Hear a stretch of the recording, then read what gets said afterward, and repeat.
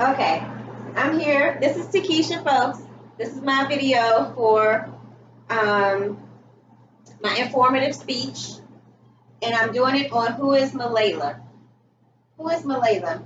To bring awareness to the issues surrounding female education in the country of Pakistan in a small city called Swat. I'd like to inform you about the life of a little girl named Malala and others like her who fought for their right for an education. Malala, amongst many other children as well as adults, lost their lives in a brutal way because they were in support of education and went against the laws of the Taliban. According to Malala, in the book that she wrote called I Am Malala, published in October 8th of 2013, she tells about what she and others went through. Malala lived in a small town called Swat. She and her family, amongst many others, loved education. In fact, her father owned a school for boys and girls.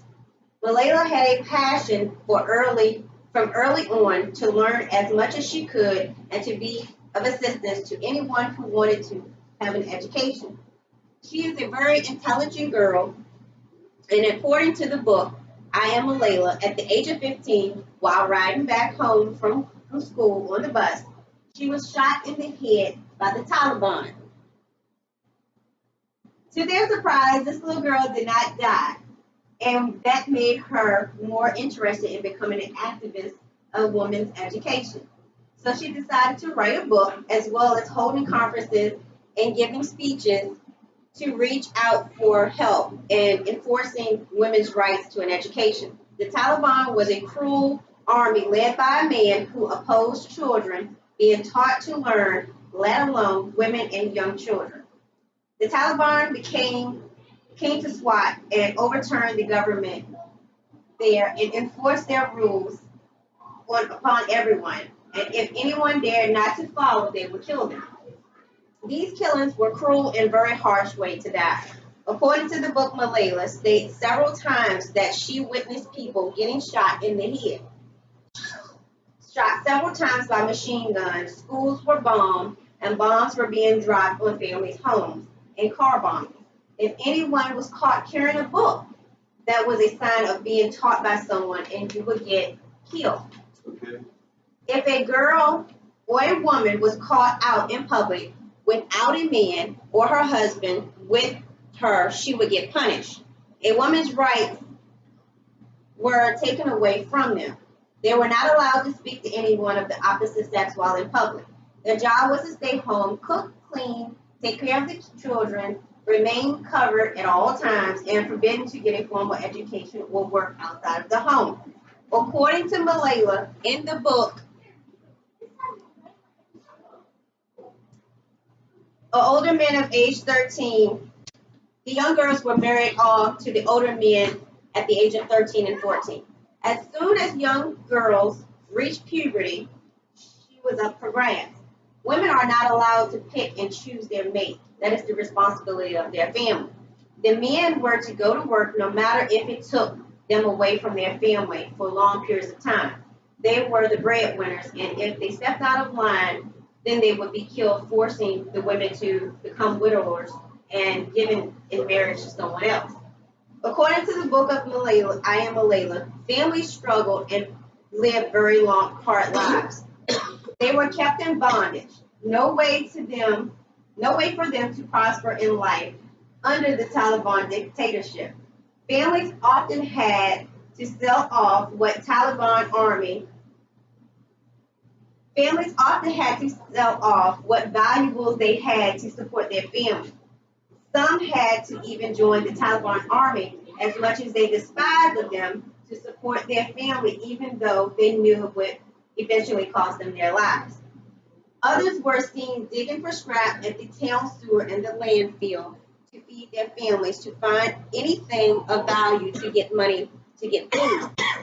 According to the book I Am Malala, the United States government would not help them because they thought that Malala's country was harboring a notorious killer who went by the name of Bin Laden, in which in the book it was told that he lived not far from Malala's father's school and no one knew.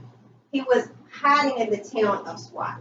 Malala is a brave little young girl who tells of the horrors and the nightmares of the families who lives in SWAT and what they had to endure under the Taliban rulership and how they had to fight and still fight for the rights of women to have an education. It is still an ongoing fight that continues, and she is an active activist today.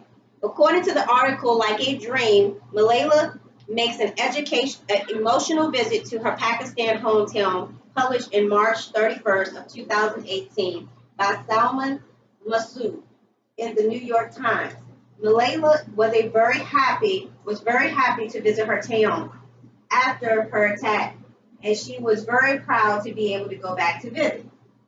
It is noted that others were happy to meet her and sad at the same time to see her leave. The Taliban is now banned from entering or anywhere near her town, making it safe for the residents there.